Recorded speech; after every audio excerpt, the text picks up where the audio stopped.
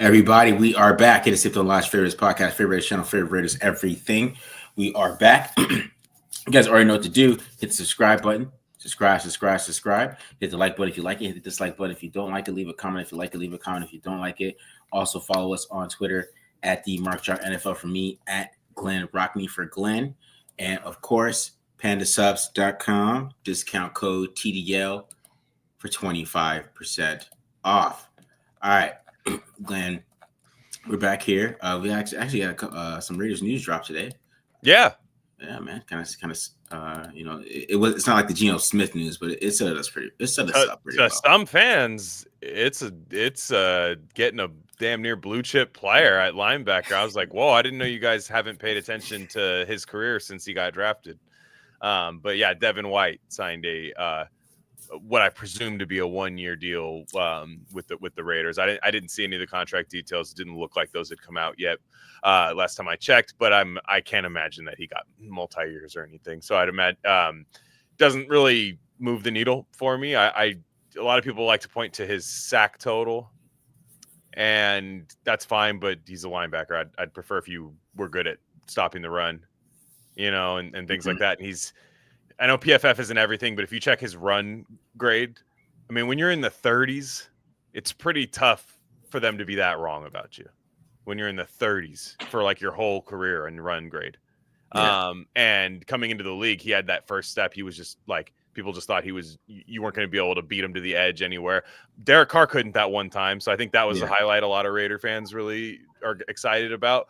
But it doesn't do a lot for me. I still would rather see them go, and hopefully they do. Isaiah Simmons, I like him in a prove it contract, but also CJ Mosley, and then I believe the guy that the New England released today interests me a little bit. His name is escaping me, but he was defensive captain for them. So hopefully they're not done there in terms of free agents, and I want them to draft someone.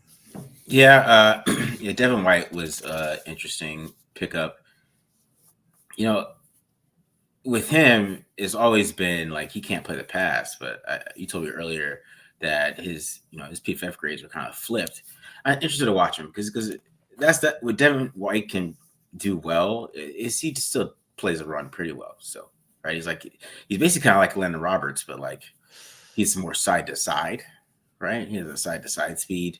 Like it's not something if you could expose him in coverage though, because he plays outside linebacker. He plays like Will, right? I mean, that's the guy, like a middle linebacker, which I think a lot of people don't talk about. A middle linebacker, he can be hidden in coverage. Like a lot of times why we talk about Spillane being so good in coverage, because Spillane was good at zone coverage, right? So he had a good idea of what to do in zone, where to drop to, had a good understanding of that. But like if you got Richard Spillane one-on-one, it wouldn't have went too well for you.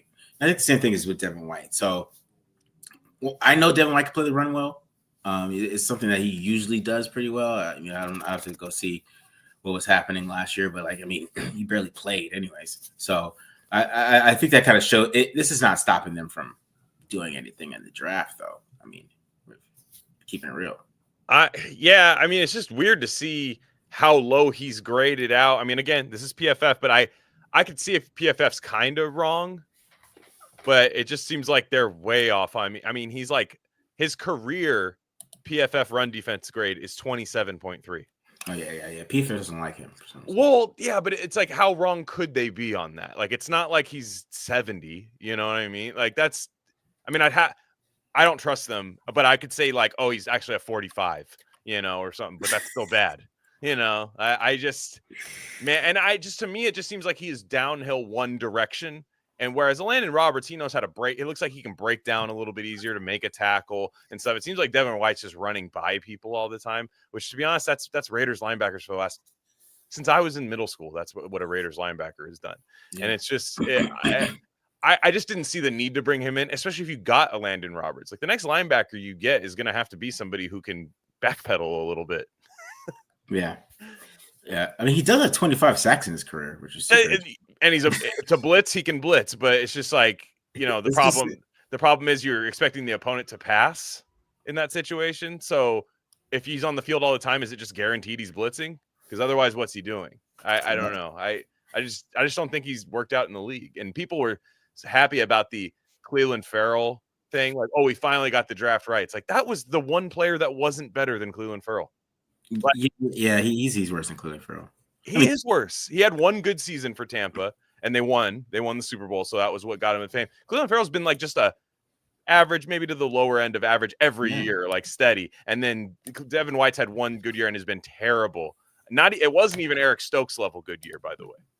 And he was playing. By the way, he's playing with alongside a Hall of Famer in Levante David all this time too. So it's easy to hide him in coverage when you have Levante David. I think Raiders don't have that. I'm really down on that signing. Yeah, like Glove has a point though. He has a point. It's about consistency. He's not consistent at all. He's bad play. Yeah, you're right. That's fair. That's fair. But 27. I mean, it's just like if he was at 50, I'd be like, okay, they're hating. You know, it's like in the 27. That's like. I can tell you why the grade is so bad. I saw it right away. Is he has a 12.9 missed tackle percentage. Mm-hmm. So he in 2021 and 2022 he had 15.6 missed tackles, 14% missed tackles. So he misses a lot of tackles. Great, that's what we need. Yeah. So that's the issue. The issue is not just like, but I mean, they need linebackers though. So the thing is, all right. So I look at it this way, right? If the Raiders, let's say the Raiders draft a stud linebacker this draft, right? The dude comes out, he's a stud. He's playing 6 weeks, he's balling. He gets hurt. Like having Devin White come in feels a whole lot better than having like, I don't know. I'm trying to think of like last year. Like if let's say like Robert Spillane got hurt. I mean, he was playing middle linebacker last year. You know what I mean? Like it's, I guess, Luke Masterson. Do you play Luke Masterson over Devin White? But if Luke Masterson, I don't know if he's still on the team or anymore. I mean, he might be a free agent. I have no idea. I don't. But like, you know what I'm saying. But like, if another linebacker beats him out, I mean, Pete Carroll's gonna have competition. Like, I mean, Amari Burney might be our starter linebacker this year. But that's the problem. Is I just don't see when people say he's depth. I'm like, well, over who? Like that. There's just nobody at the position. So I'm like, there might. I mean, I would love for the fact that maybe he doesn't even, if he's like a roster bubble guy, like that means you're in good shape. But they're going to have to draft a couple linebackers. And then even then, are they ready to start year one? Like, I'm just like, does this mean Devin White and Alex Kappa? These were two kind of GM favorite guys that you don't want Alex Kappa to start. And I'm not nearly as sad about that. I just don't want to see Devin White on the field. Yeah. Yeah, I mean, we'll talk about Alex Kappa in a second, but with that's what I'm saying. I would think it's depth. I think this team. What's happening right now is it's just the way Pete Carroll builds a team, and I think John Spytek actually kind of agrees with how Pete Carroll likes to build the team, and bringing in guys that you're familiar with, right? Bringing in Devin White and Alex Kappa, bringing in a guy from a system that played it in a similar system that you just brought him in, Dan Quinn guy. You bring in Jeremy Chin to Pete Carroll's back to Pete Carroll's defense. Similar guy. He understands his role in the defense. And there's like Atlanta Roberts. I think he was there with Patrick Graham before in Miami, I believe, if that's correct. I could be wrong on that. Somebody tell me that if I'm wrong there. But let me know. But I believe that's a part of it too. I think he was there with Patrick Graham, Atlanta Roberts. So I think they're like bringing in familiar players. They're bringing in guys that they're familiar with, that they can really decide or build their culture. That type of shit. So I think that's what we're seeing right now. We're seeing culture builders come in, and I don't think Devin White's not like a brain dead player. It's like he's getting drunk all the time. He just can't tackle. So we just hope he doesn't play a lot. And I think that's how I look at the Devin White signing. Like, I mean, like I said, I'm like, God, the sad part is I could see him winning a camp battle despite not being that good. That's the sad part. Like they brought in Leki Fotu, who I think that's a good signing. Like I think that's a good sign. I think that's solid. It's a body type they don't really have on the interior. And it's you lose. I think Jonathan Jenkins is still a free agent, right? I don't think he's under contract, but even if he was, he's in his late 30s. It's just that was a good way to get younger at that position. And I think there's still maybe something you can unlock there because his poor play is not nearly as bad as Devin White's poor plays. But You could be right, and that's like why this offseason's been so confusing because Yeah. Both sets of fans that are like down on this offseason wanted more fireworks. And then, people who are like, no, trust it for a second. Like, look, this is what Pete Carroll wants. That he's got a good tracker. Like, both camps have a good case, I think, to say, no, we should be making more moves. We should be throwing money, taking more risks and stuff. But then also, we haven't seen Pete Carroll and Chip Kelly work with this team yet. And maybe there's just a few guys, like you said, that there's just an unlocking that can happen there. So we'll see. As of now, it's tough for me to get excited about Devin White, I should say. Yeah. I'm not gonna get excited about Devin White. I mean, fans will, because I think a lot of Raiders fans, we're names fan base. I think, like, oh yeah, it's just some of the names they'd be throwing out to bring to this team that I'd be seeing, and I've been seeing for years. It's just like it's basically you're looking at somebody that they know, right? They know Devin White. They know who he is. They feel comfortable with that. They're really excited about. I mean, I think sometimes, Raiders fans, they want something to be excited about, bro. You know what I mean? Like because even the reaction to Geno Smith trade be tripping me out, because like people who are down, like, oh, he's a mid-tier QB. Like, are you sure about that? Like, you haven't really watched him, right? I mean, and he has a bad reputation. Let's keep it real. I mean, his reputation is not good across league fandom. You know what I mean? Right. From his time in the Jets. So I think that sometimes it's just that, like, it's just fans being, want to be excited about something. I mean, Devin White, yeah, let's hope he doesn't play. But if the starting linebacker that they find in the draft, obviously, because that's what they're doing.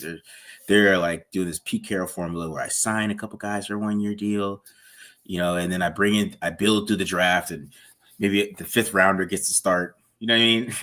Hopefully. I mean, again, that's what we're saying. You know what I mean? Yeah. Hopefully. I mean, hopefully. They're really.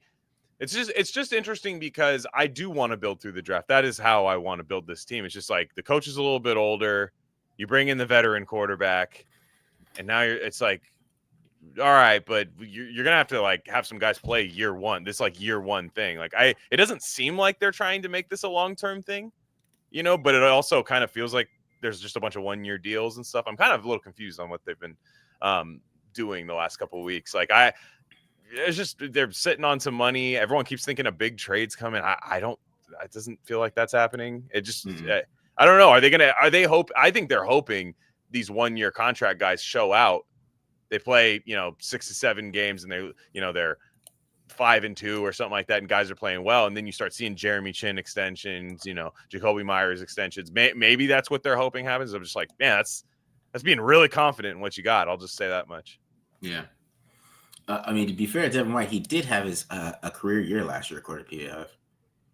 So how many snaps did he play last year? What?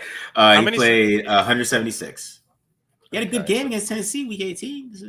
So did I. Yeah. So did you and I. You and I suited up at linebacker against Tennessee. Yeah. He had 2 games. Did he play Tennessee this year? Because he had 2 good games at Tennessee last year. He must have a girlfriend out there or something. He's out there balling in Tennessee. But I'm saying, maybe they unlock Devin White, but I still believe this is everything they're doing to shows they're going to build to the draft. But like, that's why, like, I see a lot of positions people throw at me. I'm like, but where are you going to draft that? Because you have to understand they're drafting in the holes here. So yeah, it's going to be. I don't know. I think this draft's going to be surprising too. I think people are going to hate some of these draft picks. I think so too. I think there's going to be a lot of like our guys, and we're just going to really have to trust their scouting. Which again, that's why you hire Spytek. He's a scout that should know ball. Like that's we're hoping that's the case, and we'll see how it plays out.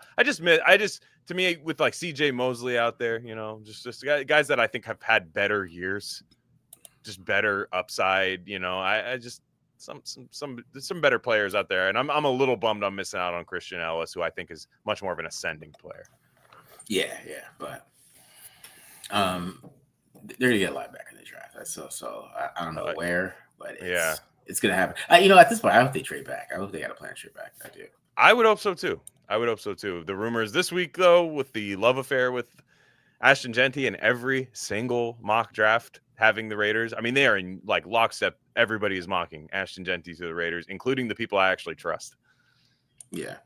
All right. Before that, so Hunter Renfrow, the news that's some big news too. Hunter Renfrow is visiting with the Raiders, right? I think he visited somebody else too, right? The Panthers, I think. I would believe the Panthers, yeah. Yeah, he visited with the Panthers. So he's trying to make a comeback. I mean, the Raiders do need a slot receiver, and if I'm being honest, I thought Renfrow had something left when they kind of just let him go. I was really surprised when they picked him up. I thought he had a little bit left. I think he was more in Josh McDaniels' doghouse, and he just kind of just never got out of it.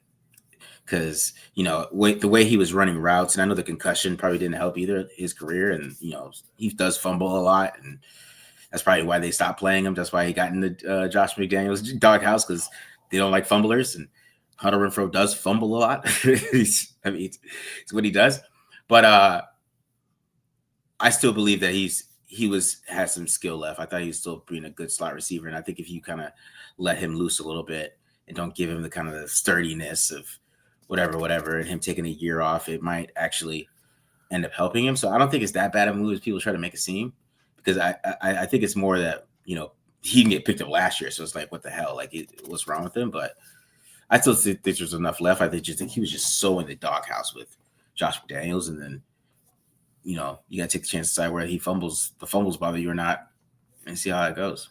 Yeah, I mean, not to bring up salt in the wound or anything, but that game against Arizona, the home opener, the home opener where you fumble and get a concussion, it just felt like his whole career changed after that hit. I know, again, there was some McDaniels issues there too, and I think some offensive-minded coaches get pissed off that you really can't move him around. He is a slot receiver. Like, if you're not putting him on the outside. That being said, I mean, yeah, why not? Why not? It wouldn't stop you from drafting someone behind him, because this would be very much in the 1 year, see what you got. I can't imagine his market's going to be insane, but I do find it funny that almost feels like a Brady call. Like Brady was like, "Hey, you guys used to have this guy. This guy's good." Yeah. Like what happened to this guy? Like why don't you bring him back? It just feels like a classic Brady type receiver. I remember when they drafted him, everyone thought it was like a Wes Welker kind of situation. First couple years in the league, he looked really good, and we'll see. Yeah, we'll see. I wouldn't hate it, but I also wouldn't lose sleep if he went somewhere else. It's just the way where I'm at right now. Yeah. See, the thing was, what I say, he was at the Josh McDaniels' doghouse for that fumble, because he did have like 9 catches for 110 in that Cardinals game, right? And and everything did. You're right. Everything did start to go downhill from there. But I still think, just watching him from film, I think there were still things there that he could, get open. And I was a little surprised that like nobody picked him up. I thought that was a little weird. So, but I think I see him kind of, he's getting a couple of visits. So we'll see what the Raiders do. I mean, they'll probably give him some kind of 1 year deal if they do pick him up. But I mean, I just think that it's not as bad as people try to make it seem like, especially when they talk about like, oh, he's washed or whatever. And it's basically because he didn't play last year. So, but I still thought that on film that there are some moments where you could see that you could work it out for him. But he is 29 too. And, I would say Tyler Lockett is a better player, but but no. I think you're right. That's kind of the one thing I was like, is he better than Tyler Lockett right now? And that's a tough call. He's a little bit younger, I think. Right? I think Renfro's 29 right now. Yeah, Renfro's 29. And Lockett's like 31, 32 or something like that. Which, not a huge difference there. The thing about this is it could go both ways. Lockett and Geno have that chemistry, so I wouldn't mind if you want to see the most you can get out of Geno. Clearly, they don't have an extension for Geno yet, but if for 1 year you want to bring in one guy that, he's got really good rapport with, but then also Renfro's really good underneath, and can get third and Renfro, right? So I would understand either one, but I really expected Lockett to be a Raider by now. Yeah, me too, to be honest. He hasn't signed with anybody, so no. They might be trying to work something out to bring him in. But, just talk about, the wide receiver room altogether, which, I think a lot of people are low on. I think, even the media, that's why, like Matt Miller in his mock draft, he put T-Mac to be number 6 because he said basically they suck. I'm like, yo, man, it's just weird because Jacoby Myers had a really good year. He got 1,000 yards last year. So they're looking at slot guys in the draft. I mean, with all their combine visits. So they're looking at slot guys. So they must think that Jacoby Myers can play outside, right? They think Jacoby Myers can be that guy and play outside at this point in time. If they end up drafting a wide receiver to kind of be that X, I don't know if they're going to do that, but it seems like they're really focusing on getting a slot receiver, right? The first receiver they bring in is Hunter Renfrow. So they really are probably higher on Jacoby Myers, which makes sense to me because, I thought Jacoby had a big year. He really was actually kind of halfway unguardable at times. And I think that he is really underrated receiver in the league at this point. Sure. Like, and I think when people say like the Raiders have like nobody, it's like, bro, they have Brock Bowers, Jacoby Myers. Like they have 1,000-yard receivers. You could say what you want about the wide receiver room right now, but they have 2,000-yard guys. They have two guys that we know if they get some targets and make some plays, they can both get 1,000 yards. Yeah, and they might Tucker on the outside. Tucker's an outside guy. He's not a slot guy, so you do need a true slot on this team. I mean, again, Myers could be that. I'd like to be a little more interchangeable than that, but we'll see. I still don't really quite know what Chip Kelly's offense is going to look like. I think a lot of people don't, to be honest, because it's different everywhere he goes. Since he's left, the Niners, and it's just we'll see. I kind of expected Lockett by now, but the fact that they're kicking the tires on Renfrow is really interesting, because I mean, wasn't that guy taking pictures of like garbage men, like a couple of weeks ago, and then he was like, "Oh, I didn't know I retired," and then all of a sudden he's back. So maybe that was like his social media post to like show he's like viral, a little kind of agent. The agent was like, everyone thinks you're a car salesman, anyways. Just do some like Dunder Mifflin paper conference picture, and everyone will start talking about you again. Yeah, you know what I mean? Like that was his little like I'm coming back. I'm coming back from doing my garbage man thing. You know what I mean? That's funny. All right. Have you seen the video of T-Mac saying he doesn't want watch film earlier today? I did. That's not good. I think what he said was that he doesn't watch it on his own. I'm not making excuses. That's still bad. You shouldn't say that, and you should do it. You should watch film on your own. He was saying we're going to watch it in the wide receiver room anyways, which is just, you wouldn't tell your coach that when you got drafted. Like you wouldn't go at Hard Knocks. People would laugh at you for a whole season if that was a Hard Knocks clip, so that's not good. And his stock, it's weird. He ran a 4.5 and at his height and weight, and his stock seems to be going down, and that might be the issue. And you see, Matthew Golden and this Kyle Williams his stock has been going crazy. It'll be interesting to see when T-Mac gets drafted. Yeah. See, in college you can get away with that way, what he said, right? Because you're just a big bodied, just a monster on the field. And I think in college, what a lot of people like kind of forget about is that some of these guys are just like the best player in the field.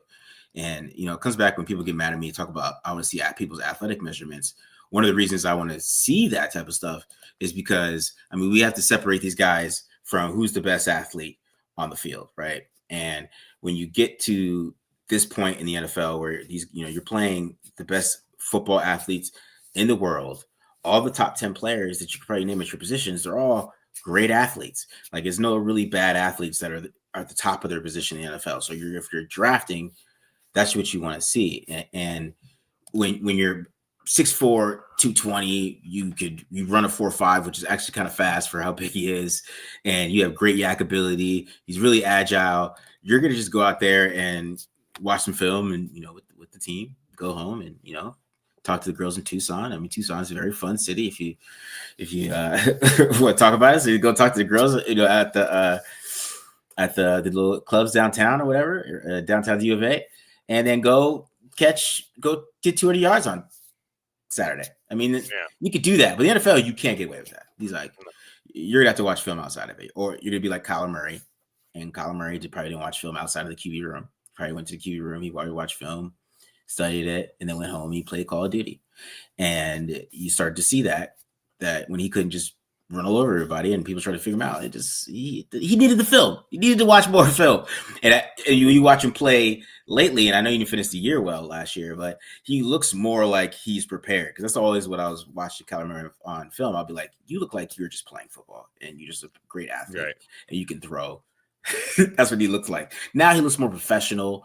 You know what I mean? And if you go into the league with that mentality, like, bro, you're not going to get away with that here. Yeah. You're not. So no, and we just, the teams like the Raiders get bit by that kind of stuff a lot. You know what I mean? Especially in the past. They're really, people are hating on, and myself included in here. I'm on like Genty at 6, but I feel like he is a safe pick, right? Like I think like he's going to be a good player.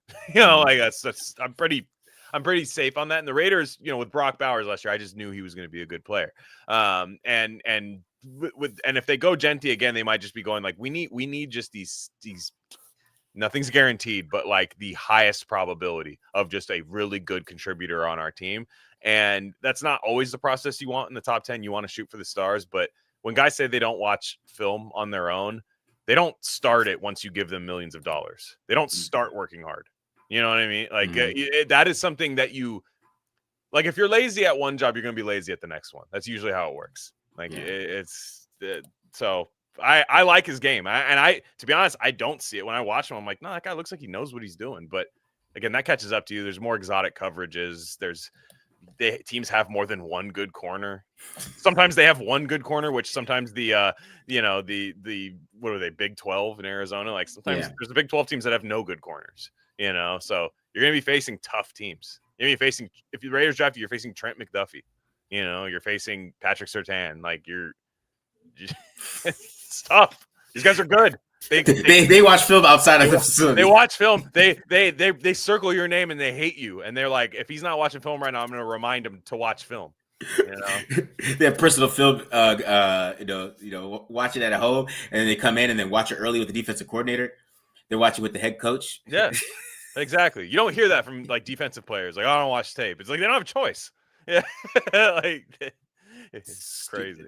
I get what he said that, but he said it like while he was eating too. He's like, it was like I don't know if he knew. Did he know the camera was on him? It almost looked like a sneaky little like out of the corner of your jacket video. Like, this dude, I hate this guy. That's what it looked like. Like a secret investigation type shit. Like like those, like we talk whistleblower from this corporation. Like it looked like that. Like what's happening? Yeah. Like T-Mac doesn't watch film on YouTube, right? There's. That's what it looked like, but he did say it though. Like it's not out of context. That's not a good mentality. And there's not people say like, oh, give the kid a break. No GM is giving him a break for that. That's gonna hitch a first round pick to it. So somebody will. I do think he will go first round. I just mean he might slip a little. Yeah. All right, let's get to the next questions here. Yeah, Genty not doing any drills at his pro day. A red flag for you guys. And then do you think Genty is worth not trading down if possible? Seeing a lot of good backs in this draft. I think it was kind of double loaded question there. Well, I know it's a red flag for you, right? You were saying the workouts were. Yeah, I don't like that. And the reason why is Marvin Harrison Jr. is the big reason why. Like, he didn't work out either, right? Marvin Harrison, he's like, oh, and we're all like, oh, no worries. Look at the film, man. He's athletic. And then he gets into the league and we're like, ooh, I don't know how athletic you really are. Like, you're moving kind of slower than I thought. He wasn't.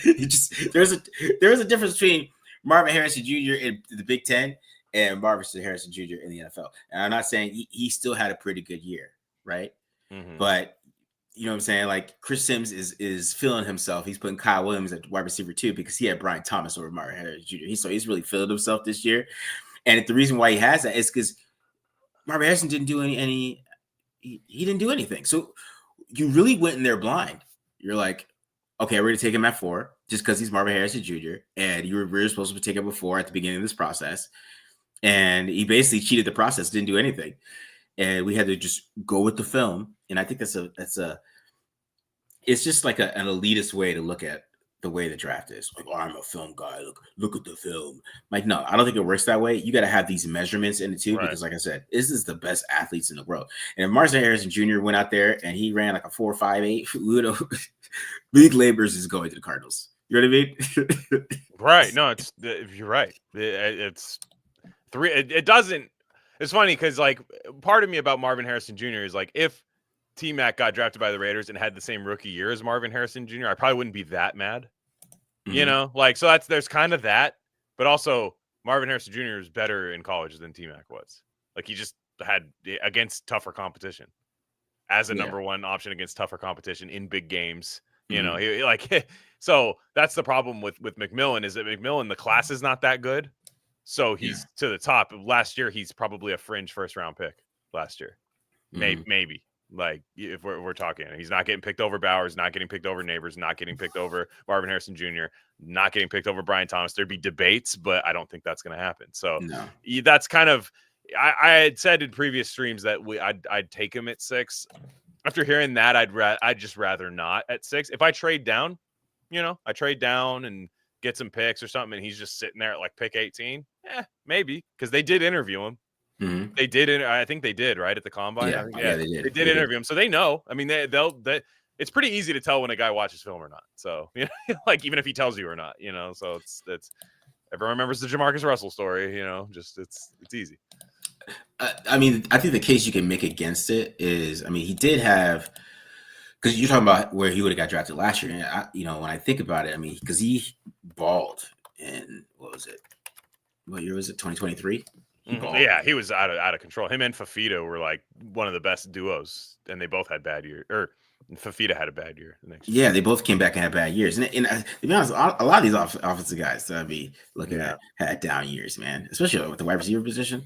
Yeah, I wasn't. You know, I'm trying to get through these. I'm trying to get through these wide receivers because I have to, because I know the Raiders get a draft one. So, but it is not the greatest group in the world. You know what I mean? Like, I'd rather take a chance of like if you were talking about Nick Nash and stuff like that, I'd rather take a chance like Nick Nash, like the 5th or the 6th, than reach and, you know, grab one of these guys, because there might be a chance that, you know, Ricky White or Nick Nash might be better than some of these guys. You know what I mean? So I mean, you don't got to tell me twice. I'm a Nick Nash fan. SJSU, Spartan up. Yeah, so that's kind of how I feel about that. But yeah, I do think a trade back for Genty though is better. You know, it's nothing about bothers Genty. It's just since he doesn't have that kind of like, and I know somebody mentioned his workout. He did have a good workout, right? I think the position drills are important. You're right. He did have a good workout in the position drills, but even when I saw the position drills, it was just this the jump cuts that he has a little bit. You know what I mean? Like it's not. You know what I'm saying? So that's why I'm a little worried that he didn't do anything, because, you know, he didn't have to do 40 time. 40 time, I don't care. I know you're fast, right? But it was, to me, it was like the broad jump, the vertical, the 3-cone. I just wanted to see it, and it would have like made me feel a whole lot better. Now I have to trust the film, and I have to be like, okay, well, he might not be able to make those jump cuts that he needs to make in the NFL to be just, you know, great, right? To be taken at 6. That's my only issue is taking him at 6. It's not taking him; it's at 6. So exactly, here's the case for taking Genty at 6. I'll say, and I'm not. To be fair, if we're live reacting on the draft, which I know we plan to, if we're live reacting and the pick is Ashton Genty at 6, I will probably be like, you know, like, all right, yeah, it'll just be like, all right, that'll be my reaction. I won't be mad. Not going to be. Real heads remember my Alex Leatherwood one from like 4 or 5 years ago. Alex was bad too. Yeah. I was pissed. Like I was just like, legit, I won't do that if they draft Genty. I will be like, really, got, you know, a little bit. But here's the case for it. If you could pick anybody in the first round that you think is going to have double-digit touchdowns in their rookie year, who do you think is going to be? It's probably going to be Ashton Genty, right? Yeah. Like if you had to bet on it in a betting market, yeah, some people could say Hampton, some people could even say McMillan, some people could say, you know, Matthew Golden. For the most part, it's going to be Genty. And if the Raiders, if they figure they're going to get improved quarterback play, they like their young offensive line, they like their wide receiving core, and you're just like, what if we just had a dynamic running back? Because I thought he looked good catching the ball. That's what I like. I thought he looked really good catching the ball, and that's that. And I think he can pass protect too. I think he can. So to me, at least I know he's a complete back. I don't have to take off the field unless I just want to give him some rest, and that's good. Now the case against it is just it's a running back at 6. He's not the biggest guy. I mean, he physically looks pretty imposing, but he's not the biggest guy. I think he's more of a. I think his more pro comp to me is like a Frank Gore, because people will say remember old Frank Gore. A lot of people remember like he played for like 25 years in the league, but like young Frank Gore was very explosive. He came off a knee injury. He was probably a little more explosive at Miami, but he just reminds me of that. Mm-hmm. And I think a lot of people are just saying, no, this is Barry Sanders. I'm like, it's not. I just don't think it's Barry Sanders coming up. Yeah. See, because the thing with Genty, and people are saying that is just take him, and he's going to be good. Like it's not, it's not the debate. The debate to me is not that whether he's going to be good or not. It's honestly, it is like a safe pick at 6. To be honest, like it's safe. Like you're going to draft him. He's going to give you some good to great years. It's going to happen, right? You know exactly what's going to happen with Genty. That's the type of running back he is. But I don't know. To me, is the value of that, and I hate using that word, but it's the truth. It's just like I want to know your Saquon Barkley as an athlete. That's just how I look at it. So it's the tape does lie. I would say the college tape does. That's what I'll say. Oh, I see. Yeah, college film a lot of you, but you know what bothers me about it too is all the clips I see. And again, you got to get down and watch the film. You've watched his film. What I hate is that people post clips, and I get it. They're fun to watch, of him taking it 70 yards against Utah State or something and all that stuff. Show me the more things I'm impressed by is 10 to 14 yard gains in congested areas against Oregon and stuff like that. Nobody posts those clips because you watch that, you're like, oh, actually, that's what I like. I expect you to be running, backwards, basically outrunning these, 215, not even 250, probably 205 pound linebackers for UTEP or whatever. These guys, I expect you to be doing that. But again, we're not talking about taking this guy late first round, like Clyde Edwards-Helaire style. Mm-hmm. We're talking about 6 overall. It has to be when you take a running back in the top 10, you have to think this guy is going to possibly surpass my team's rushing record career. Like that's just unfortunately what running backs have to do to be any good. Because people talk about Saquon Barkley last year. The team that took him number 2 overall is not reaping the benefits of him right now. In fact, they get made fun of every day about it. 1 for taking him 2 overall when they probably had other needs, and then 2 for not re-signing him. But it's always a debate. Do we give the running backs big contracts? Are they going to get hurt and stuff? So it's just, I'm on the fence. I'm like 45% down with this, like down with doing it, because they could just set the league on fire for a year if they do. It's more, that's what I'm saying. Like it's not really about him, the player, because I'm not worried about how he's going to play. Let's say that, but you're right. But he can get those yards though. That's the thing. Like he is tough tackle, even against Penn State. Like there was some really good runs in there. That's a good game. I thought he had a good game. I was watching the cut ups of it. I thought he played well against Penn State. Yeah, I think if you want to see how he'll look in the NFL, I think that is the perfect game to watch. To be honest, it really is. And I do think he is scheme specific too. I think you would want to run a power scheme with him. You don't want to do like an outside zone scheme or anything like that. Anything to try to where you have to get to the point where you're, getting him moving, having to make quick cuts, those quick cutback cuts, stuff like that. You kind of just want him going forward so he could just play behind his power and make those decisions, because he has great vision. So it's how you use him too. Like if they try to do zone with him, which I think Chip Kelly's smart. I really don't doubt Chip Kelly at all, to be honest. Chip Kelly's a really smart guy. It's like if I draft Ashton Genty, I'm gonna run power. He's not stupid. So that's how you make the most of him. Yeah. And I think he could be a really great back in that sense.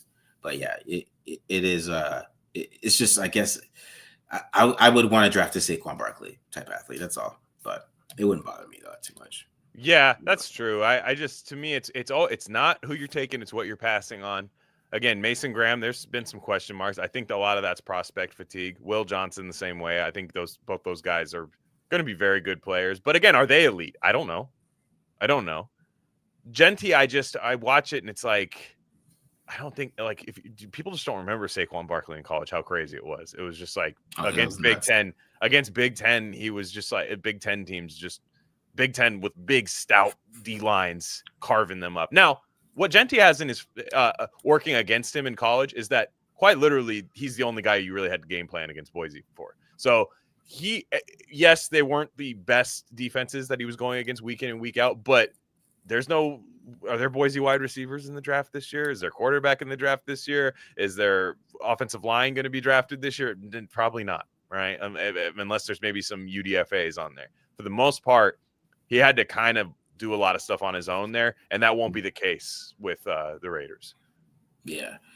I was thinking about something else with Genty because, also with Genty kind of like coming in, if he could just make that transition to like, I just kind of just lost my whole thought here, but I really feel like Genty could like, if they put the system around him and he comes in, he becomes a great running back. I think like really people, just fans, forget about it where we took him anyway. So that's kind of the factor you have to look at it that way. But it is what it is at this point. Like John Spytek hasn't been to any of the pro day, and I'm like, that's crazy.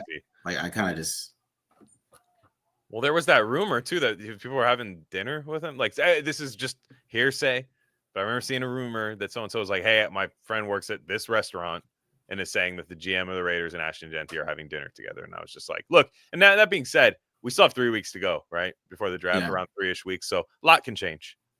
Yeah, I have a hard time believing that they're tipping their hand this hard 3 weeks to go at 6 overall in a draft where famously no one knows what's going to happen. Yeah. So that to me, I have to just they're not. I don't know that they have their mind made up right now, unless they are just smitten with him. But Spytek found Bucky Irving in what, the 3rd, 4th round last year. Yeah. And that's my problem. I'm like, I'm not saying Bucky Irving will be a better running back than Ashton Genty in the NFL. What I'm saying is you have the opportunity to grab 2 other guys to help your running back you draft in the 3rd, or play some defense. Great a linebacker, because you heard me crying about Devin White and you're mad about that. Go get your linebacker and stuff. I'm not saying you take him at 6, but you see what I mean? Like, it's always, what are you passing on, right? Like that's the problem. Like, Bijan Robinson will still always be compared to Jalen Carter, even though I think Bijan Robinson's awesome. Mm-hmm. It took him a little while to get going, though. It did. It did, and again, like, it's still very dependent on a lot of things. Like, you have, for your running back, teams just don't, like, unless you're Derrick Henry or some of these guys, you don't just like give the ball to a back 25 times and just know that the defense can't handle them. There's a lot more stuff that has to be going right. Your guards have to be good, your tackles have to be good. And to me, like, Membu's the guy hit 6 to me, is that I really want. Like, I just think that guy's really good with high upside. He's young, all the athletic measurables, and it just feels like a guy that you could phase in there. Maybe you don't even have to think about extending Colton Miller. Like, it's you have flexibility there. Like, if you just know you have a guy like Membu and you give him a year as a swing tackle, or to win the right tackle job over Glaze, like that to me. And then in the 2nd round, you go get your running back, and then you have this young offensive line that's kind of nasty. Yeah. And then you're not really worried about how much my running back can create things. Yeah, I mean, you're right about that. See, because what I want at 6, I want to go defense at 6. I'm not gonna lie to you. That's what I want to do. Like, it's just, but like who though? Like who on defense? I mean, there's a whole lot of things that on defense that I would feel happy about. Like, I mean, Will Johnson, Johnny Barron, either one. I would be happy about if they wanted to do something crazy, like even they like Jalen Walker or Jihad Campbell. I just rather them. I mean, less Jalen Walker, because Jalen Walker is just like, how do you use him? You got to. I hope they'd have a plan for that. You got to figure out that. But I mean, they're in the Mason Grahams. I mean, if the crazy chance that Abdul Carter, because of these injuries that he has, gets to 6, like there's just so many things on defense, because this is a defensive draft, and I think the Raiders have to raid that side this draft, and I think they have to focus on that, because if they try to peek at some of these offenses, I think once you start, I think that like in the 6th round, if I'm mapping this out and I'm just looking at it, like how the draft is going to be mapped out for them, having those 3 6th-round picks, that's when they can start hitting some of those wide receivers, maybe, you know what I mean? Yeah. But like hit the defense, then go running back, right? And then hit some more defense. That's what I think they should do, because it's just the side of the ball that has the more quality players. Like I feel like I can get a good player in the 4th round on offense, but like besides running back, I feel like the 4th and 6th round wide receiver you're kind of at the same spot there. Right. So you could wait a little bit and you can have those 3 6 round picks that you can get, like I said, like, because like Nick Nash, right? I like Nick Nash on field, but Nick Nash with the San Jose State. So that, these NFL And he's like teams, 26 years old, or like 25 years old. He's old. that too, right? You end up getting a good slot receiver that maybe has some potential in the 6th round. You know what I mean? Or like somebody like the Ricky Whites, because I think those guys are going to get pushed down just because of the schools they went to, right? I like Ricky White. Yeah. Right. So those type of players are going to be there in the 5th and 6th round. I believe that are actually have some upside to them that you could find some wide receivers later on. So I feel like that's what they have to do, is just because this draft is just so much on defense. Like I could tell you, I watch film all day on defense, and I get to the offense, and I'm like, man, what's wrong with Luther Burden? That's what I feel. So, I mean, yeah, no, I'm with you. It's a good point about the depth and where it's top heavy, and I guess you could make the case that there's a lot of D-line help later too, because it's a pretty deep D-line draft, pretty good at defensive tackle. To me, I think if you just find, I mean, they might like Will Campbell, they might like Kelvin Banks, they might just have a guy in mind there, but Genty, again, if they take him, I'm gonna just be like, stay healthy and be productive. That's just what's going to say. That's what's going to be going. Because if he misses any time with injuries, you're like, oh, this is my 6th overall pick. Yeah. And the clock is ticking because he's a running back. It's like, it's just, I hate being in that mode. But when you take these running backs in the 3rd, 4th round, and but Genty and Mostert together sounds kind of fun. Like it's like that does sound tight. And with Jackson Powers Johnson presumably playing center, Jordan Meredith, I know you think it's Parham, but it's probably not. I think it's Kappa. Spytech said Kappa is a starter. I was like, oh. So, but let's say that he bounces back, right? Glaze, year 2, John, like that could be exciting. I get why fans like it. I don't think Genty is a bust. I just don't think it's the best use of resources, I guess. Yeah. All right, let's get some more questions here, and then we'll talk about Spytech a little bit here. Missing out on Becton and Ellis bummed me out. Those two would have been clear upgrades.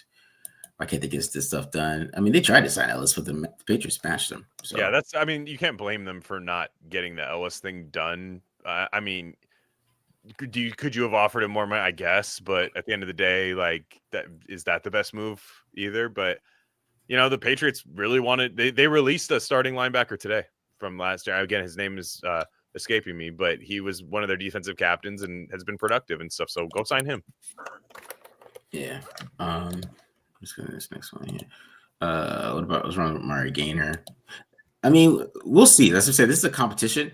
Yeah, they're gonna have to battle. They're gonna have to battle and show improvement. I mean, I thought he looked great in preseason, but he was an undrafted free agent, and those guys aren't always ready to play right away, nor should they be. They're already coming from a kind of a deficit or a little bit of a handicap being undrafted and stuff, and maybe they develop. I mean, he looked like he had good speed. Amari Burney had some pretty nice snaps for the Raiders last year. He's under contract, so that's yeah. I mean, we'll see. I hate hoping that that's the case, that an undrafted free agent from last year becomes a starter for my team this year. It's like I feel like there's other ways to solve those problems. Yo, Jawan Bentley's available? That's who I was talking about. They cut him today. Wow. Yeah, that's who I was talking. I couldn't remember his name for it all. So that's what I mean. It's like, okay, they wanted Christian Ellis over him. They go get him. Because the Patriots are coached by a linebacker. So they're like, no, I want 1 million linebackers on my team. So they cut a pretty good one. Go get him. But the Devin White news drops an hour later. That's why I was a little mad. I was like, guys. Well, they play 2 different positions. That's true. Yeah, look, they play 2 different positions. They do. He's pretty damn good. No, he is. Like, that's what I mean. Okay. That is somebody. I'm trying to look at his PFF stats here, but I mean, he got hurt last year. Yeah. Okay. So he's coming off injury. Yeah. If they got Jawan Bentley, I'd be hyped. He's the perfect Patrick. He's like Patrick Grant's dream linebacker. Go get him. Go get him. I mean, like, go get him. There's just get him now. I mean, you have the money to go get him. Yeah, even if it's a 1-year deal. Like, if you want to do the 1 year prove it, that's fine. But just do a 1 year prove it deal. Maybe maybe make it expensive for 1 year, because what else are we sitting on this money right now for? You could even just make sure you get him, and then you then have some better options at linebacker, and then you still draft somebody in the first 3 rounds, preferably. Yeah, the Raiders should definitely be on some Jawan Bentley, dog. He can Hope play. so. I really hope so with that. These guys are making us better, right? I mean, if you get Jawan Bentley, I didn't miss that, man. I saw that was cool. Well, that's who I kept saying, like the Patriots cut a guy, and I couldn't. His name wouldn't come to me. That's who I was talking about. I went to the Google, man. I went to the Google, and I got excited. My eyes kind of lit up. They did. I was like, oh, really? Thoughts on Leaky Fotu and Ian Thomas? Leaky Fotu. I mean, Ian Thomas, great blocker. Yeah, he gets paid to do one thing, and he knows how to do it. And it's if you go into the season with Bowers, Mayer, and Thomas, that's a pretty good tight end room. He's kind of taken over the Harrison Bryant role. Harrison Bryant was a better receiver, I think, than Ian Thomas. But Ian Thomas, he's had some touchdowns and stuff. And it'll be nice if the Raiders want to run the football. They're going to have to be able to have wide receivers blocking, tight ends blocking. And with Bowers, I don't, I'd like to see him block, but I'd like to have more guys with specialty on that team to go out there and block and run the ball on first and second down and really impose their will. Fotu, like I said, they just don't have that body type on the team. So if that's something they also want to get in the draft, they can still do it. But right now he can at least be like, if you just really want to have somebody massive at that position, he's there and he's available to do it. And he's had some success in the NFL. And he's 26, 27, reason to believe maybe he can get better. So we'll see. Yeah. I think with Fotu, it's just, he is a nose guard, but he just hasn't been good in the NFL. And he was a beast in college. He was monster at Utah, man. So maybe they get something out of him. Well, again, I like betting on that. It's similar to look. I get people are saying, "Well, what's the difference between that and Devin White?" I'm like, I don't know. I think Fotu has had a little bit better of an NFL career than Devin White, minus Devin White's one good season that he had. Yeah, I just didn't remember Fotu being that bad, so that's why I was like, I thought he was all right in the NFL. Maybe it's just a name. Maybe it's just the name of who he was, and I remember him coming out. It might be a case of that, just like anybody else with people. Devin White, I guess. I don't know. What else? You saw talk about that. Thoughts on Nick Nash? He's good. He's big. He's a big guy, big catch radius. He has good hands. Not the fastest guy, but he's kind of quick in short area. He has good short area quickness, like when you watch him on tape. And got to see him play in person. He's pretty. I mean, he was good. He pops off the screen and made a lot of plays for San Jose State last year. And he's a little bit older. He's going to be like a Bo Nix type of guy coming into the NFL. But again, if you take him later in the draft, I mean, you don't care how long guys play for your team when you take him 4th round. If you get 4 or 5 years out of him, it's great. Yeah. He's primarily a slot guy. So, I mean, that's what he did. He did 93% of his snaps in the slot last year. He reminds me of Tyler Boyd. So that's a good call because Boyd's a bigger slot. Yeah, that makes sense. Yeah, that's good. Yeah, I like that. Yeah. So that's exactly what I saw. He's a good route runner. Mm-hmm. So he could work it out in the slot for sure. But like I said, that's the type of guy. They got those 3 6-round picks. That's the type of guy that you take is Nick Nash. With you maybe feel like that. You got to develop him a little bit, but I guess you can't because he's like 25. But still. He might just come out and start balling because he's older. You know what I mean? Right. No, I'm again right away. That means you're coming into league experience and should know how to play right away. And like you said, he's a slot guy. The Raiders need that, and he's got some size there too, which is nice because Geno can throw the ball up, and you want somebody that can go get it, and Geno can put it in where only a guy can get it. So you want to be able to have a guy that can high point the ball from the slot position. I like that a lot. Yeah. All right, there's a couple more questions to talk about, Mr. Spytech here. You have to choose one. Would you take Dart in the first? We trade back or up. Shook in the second. Let's make sure I say that right. Or Howard in the third. I mean, you already know I'm Howard in the third. Yeah, I would go Howard in the third because I would not take Shook in the second. No, neither. I wouldn't take Dart in the first. Oh man, so that's gonna be the His agent is on the working. I still don't believe he goes over Jalen Monroe. I still don't believe it. I mean, his agent can sell me on it. His No, agent yeah. can push it. But Jalen Monroe ran like a 4.37, and he had a really good pro day. He has a better arm, and the upside is crazy. I think Jalen Rose, if the Steelers take a quarterback, I bet it will be him at 21. Everybody's gonna be like, oh my God. And then Jackson Dart will like tumble a little bit. And you can see it's more just kind of like a media buzz thing, Yeah. in my opinion. Because I don't know. Maybe I'm wrong. Maybe the NFL really is that high on Jackson Dart. But it's just weird. Like the NFL was not high on Jackson Dart until January. And he had until the Duke bowl game. Is that what the NFL? Yeah. So maybe he is pretty good. That's crazy. I don't know. It's weird. It's weird. The Jackson Dart thing it makes no damn sense to me. Like when would this never was a buzz for him to be a first round pick. Like I never heard this, and he didn't have a good year to be like to spring himself into it. So it's just the Todd I think is it Todd McShay that just like loves him. I've been seeing like Todd McShay. I think he's at the Ringer now, but he's just like I've never quarterback when he stands in the face of pressure and makes these throws. I'm just like that. Sometimes it's just not very consistent. And to me, I need more consistent play in the first round. So to me, Howard, I saw another question that says, how would you compare Howard to Bo Nix? Yeah. I think they're a decent comparison. I think Howard's just not. I think if you just took a couple notches down on everything for Howard over Nick's a little quicker. I think Nix has a very good arm. He's not the most willing deep ball thrower, though. I think he did open it up a little bit last year. But I think Howard's just a little bit more. I don't know how to say it. Like he's just a little less than Bo Nix. Like I don't think Howard's a first round pick. He's a third round pick to me, third to fourth round pick that I think has the upside, and I just like his familiarity with Chip Kelly, and I think it'd be a good guy to develop while you still have Aiden O'Connell on the roster as your backup this year. Yeah.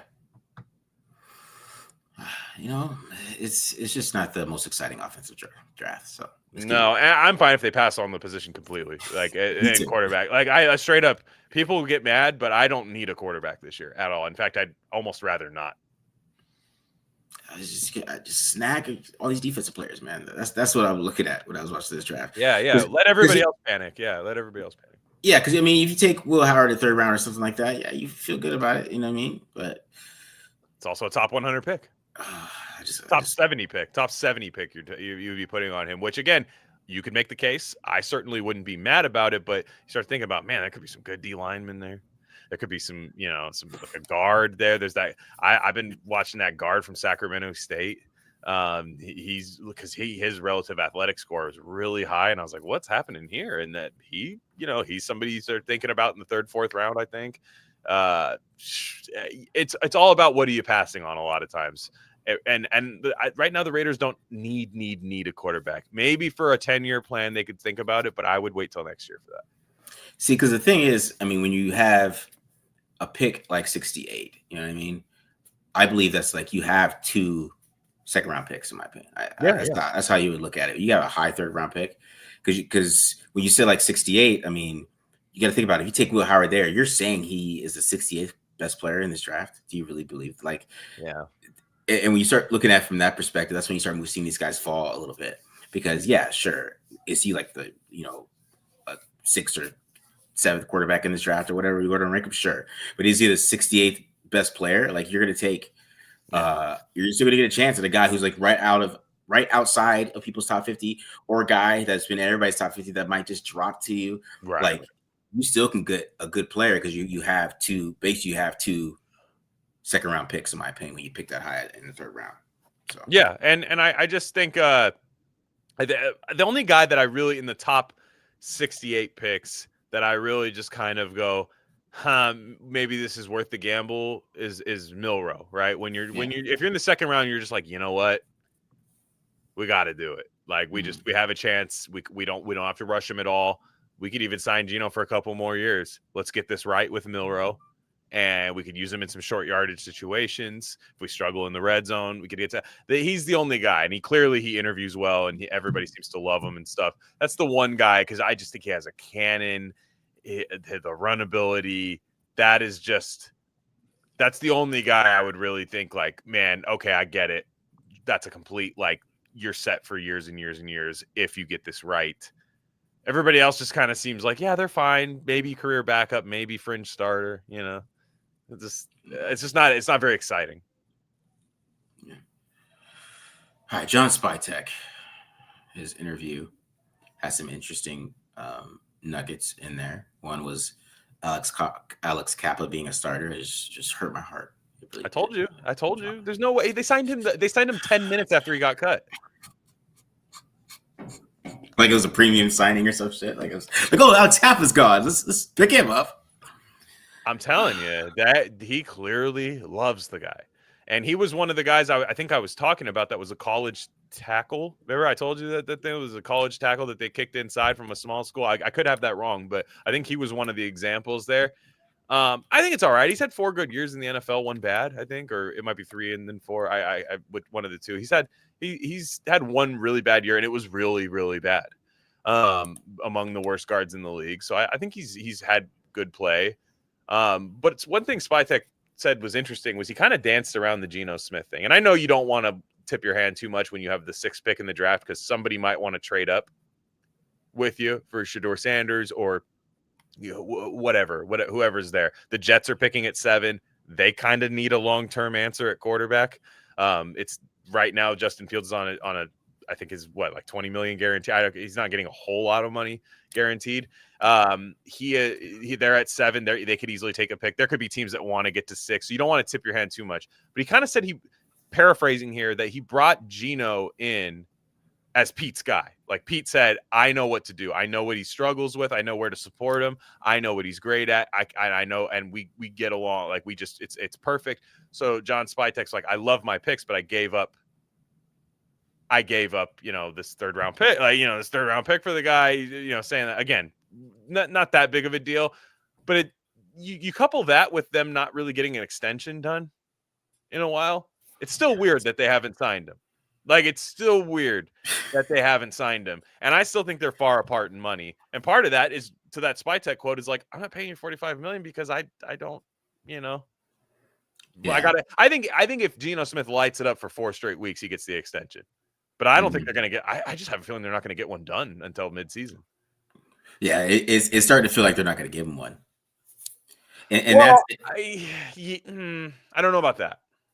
Okay. Yeah, I think he'll get one. The problem is like, if you're Geno, do you bet on yourself for a year?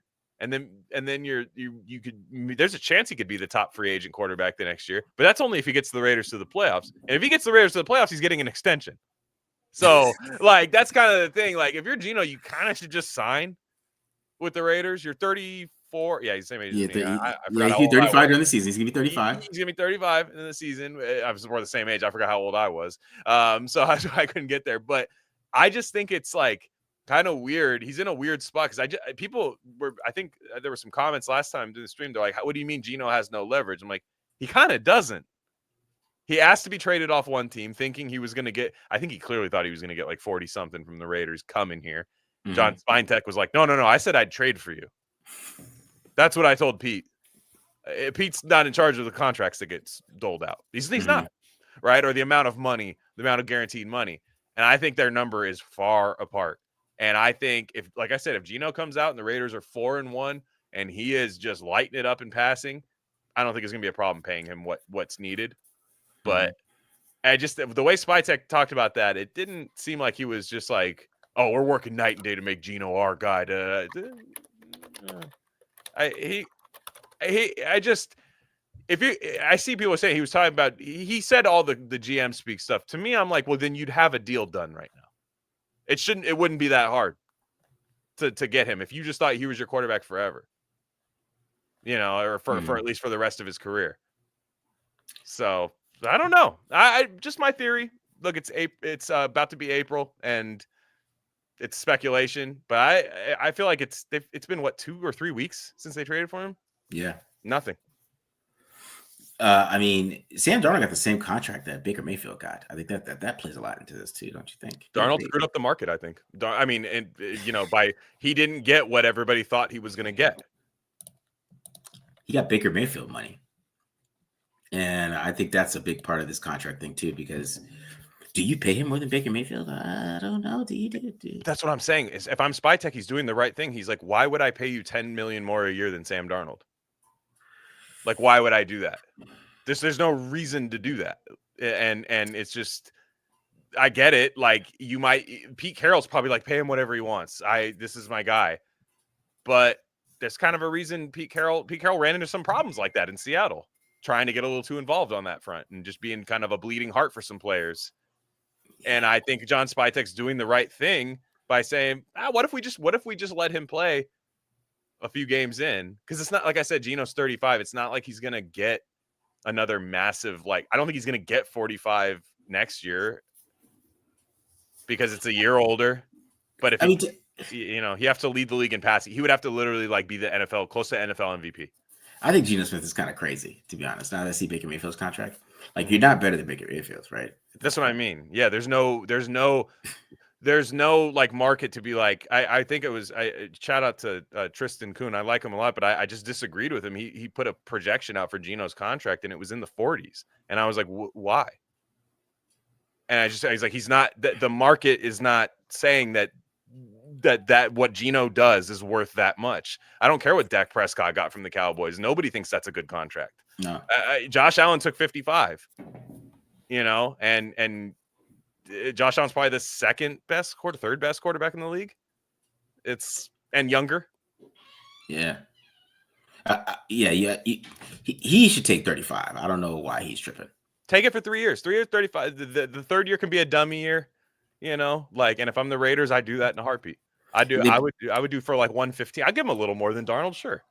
I bet the Raiders probably are like in a 2-year thing with him. I bet that's probably like the thing, because they probably don't want to. They probably want to do like a 2-year, $70 million, which I think is what, looking at Baker Mayfield's contract, and now that I'm thinking about it, like, John Spytek was part of the room that signed Baker Mayfield to an extension, and they gave him 40 guaranteed at signing and 50 guaranteed overall on a 3-year, $100 million contract. So I don't know what kind of money that Geno Smith thinks he's going to get, but that ain't happening, dog. So he needs to take the 35 and come on the field, ball for a couple of years. It's a market base. It's a market thing, man. I mean, truly, it's if Darnold got 38 million, Geno would get 40, I bet. And I think Geno can get 35 to 37 tomorrow if he wanted it, or if he was capable for it. But I think like you said, I think there's a little bit of I think that dude's, and I think it shows up on the field like just kind of this gritty, tough thing, confidence that Geno has. But unfortunately, I don't see what other options he has. You can only ask to get traded once and get the big deal typically. And it's already not happening. So, and he was talking to Seattle for 45 and they said, I'm sorry, that's just not going to happen. Yeah, it's kind of ridiculous. So, yeah. And if you're the Raiders, you don't have to do it. I hate to be that guy, but like, just say Baker Mayfield, he won a playoff game. They went right back. They won the division 2 years in a row. I mean, you could talk about the record, but right, you know what I mean. I'm with you. And again, everyone always goes, "Oh, it's not my money." Yeah, but it's our team's cap. So it's like, at the end of the day, there is a salary cap. If this was baseball, I wouldn't care. Pay Geno 50. I don't give a shit. But there's a salary cap, and it gets you in trouble, especially when you're talking about a guy who's not a top 5 quarterback in the league that you just signed to a blank check. These are guys you have to be really careful. That's always the knock on signing a not mid-tier. I think Geno's in the upper mid-tier. Yeah. But you kind of have to be clever with their contract and give yourself ability to add and shift things around on your team. That's the key to winning with guys like that. And I'm glad that they prioritize doing that. And I would continue to play hardball with him. And there's just nothing he can really do right now. Yeah. And then guess what? If they don't sign him to an extension, you get a pissed off Geno year. He might go crazy. He might. He might go crazy and then do like a crazy, pay me, go crazy, in the press conference. And then you do it because he's going crazy and the fans are chanting his name, MVP and stuff. It's a good situation to be in. Yeah. Yeah, Seattle offered him 40. I believe, and he said I think his counter was like 45, and they're just like, dude, that's Geno. You're almost 35. like in age. Nothing wrong with that. Like I said, him and I are 5 days apart, born to the day. Like I feel bad. I'm like, that's not old, but it is. Seattle offered him 35, which I think he should have took that to look at a Baker Mayfield's contract. That's a good offer. And again, he might have wanted to play for Pete Carroll again. And there's reason to believe that. I mean, his career resurrected under Pete Carroll, and probably just with Mike McDonald, maybe it wasn't the same. Maybe it wasn't the same environment. I think there's definitely reason to believe that, but it doesn't mean you come in to play with a coach you like. That doesn't mean the coach is going to get you more money too. Yeah, that's just not the case. So like I said, I'm not panicked about it. I think it's weird because I'm like, oh, I don't think they're anywhere close on a deal right now. Not at all. Not at all, man. Not at all. They're not close to that. I'll ask some more questions and then we'll talk about this Raiders win total. Yeah. That's it. Well, why do they have the other Colorado receivers outside of Travis is ranked low? It's a good question. I mean, I've always liked what I saw from them. Like, I think is it Jimmy Horn? Like Jimmy Horn's like supposed to be like late draft pick. Is it Jimmy Horn? Him and Will Shepard are late. Yeah. Will Shepard. People talk about like 6th and 7th round, but every time I watch them play, they're making plays. I don't know what they tested at or anything. To be honest, I've kind of forgotten about them. Yeah, a lot of like Shepard, he didn't get, he went to East Shrine Bowl. He had a pretty good week there. I mean, Shepard feels pretty good. Horn, he just doesn't do anything besides like take a screen to the touchdown. You know what I mean? Like he doesn't do anything special like by himself. Shepard does. I think Shepard's a little underrated if I wanted to grade the Colorado receivers, but Horn doesn't really do too much for me. So I think that's really what it is. Is kind of, they're just kind of some guys that played on a famous team. So they're really not that good of players. And I think that's where if you could talk about Shedeur Sanders a little bit, I mean, he really didn't have too much around him on offense. If you're keeping it really real, but yeah, that's why those guys are falling down like that. Just because there weren't like guys who just take over a game, right? And they're in a bad offense. That's kind of how I feel about it, but. Yeah. No, Will Shepard I thought was a little bit better. Had a little bit of a better season than Jimmy Horn. He looked like better. But again, that's what the Raiders have. What 4 6th-round picks, 3 6th-round picks? Like that if they like him, that's when they can get him. Yeah. Somebody brought up Bentley missed all this last season, but it was his first season with the injury. Come on, man. And who is this? Bentley. He's talking about Bentley. I was like, it was his first season. Yeah. And that's, I mean, guys get injured. It does happen. And I saw somebody saying that Danny Dimes' contract, I think has I think he got 45 a couple years ago. I'm sorry. Teams were just foolish a couple years ago. I think teams are just getting smarter. The mid-tier contract was out of whack for a couple of years. And I think somebody I saw there was a tweet. Somebody was saying this NFL free agency season reminds them of the year when like Timofey Mozgov in the NBA was getting like $100 million, and like just these guys. They had that one year where the cap went up, TV deals went up, and everything. And then the next year, these guys were getting traded, expiring, contracts getting moved around. And it kind of feels like that's the case the last couple of years in the NFL. And I know the cap went up this year, but that doesn't mean that gives you the right to do something stupid. And if Gino's agent comes to me and says, well, look, Daniel Jones got 45 2 years ago. It's like, what? So I'm supposed to be stupid? Like I got to do something dumb? That's what I would say. So you think I'm an idiot is what you're saying. Like, that's what I would say. Like, so I got you. Why don't you show me a good contract of a good player? Yeah. Like a good player that got paid if you're going to use them for leverage. Because the Giants front office is dumb. So like I'm trying to keep my job, is what I would tell him. If I'm John Swat, I'll prefer to not be on the hot seat because I gave Geno Smith $45 million. Yeah, exactly, man. I 100% agree with that, dude. Let's get another question here. If they manage to trade down, who do you like them to target in the 10 to 16 range? Love this question. Jihad Campbell. Okay. I would say Jihad Campbell. I like Derek Harmon a lot. I've been watching him. 16 might be a little rich, but I actually think he's gonna go kind of high. Like he's big as hell and he is quick. I kind of like Derek Harmon. Yeah. If they trade back, I'm Kenneth Grant all the way. I love Kenneth Grant too. It's weird. There's not a lot of guys in the first round that I hate. Where I'm just like, nah, don't draft him. Like, even if you were to like you know, you could even make a case for a lot of guys. I mean, like I mean, Josh Simmons. Do you see why Josh Simmons is moving off his ACL? He looks fantastic. The tackle out of Ohio State. Like there's a lot of guys that could be there that are just, you know, but I think Jahad Campbell's a guy that when they trade back, either him, Barron, who knows where Barron's actually going to go, but those are guys I target. And then Malachi Starks is another one. Thank you, Sean G. Absolutely. Xavier Watts. Nobody's ready for the Xavier Watts top 20, but I am. Nobody's ready. I would do it, but yeah, I would. I think people would be mad at first, but I think he's a stud. So stud.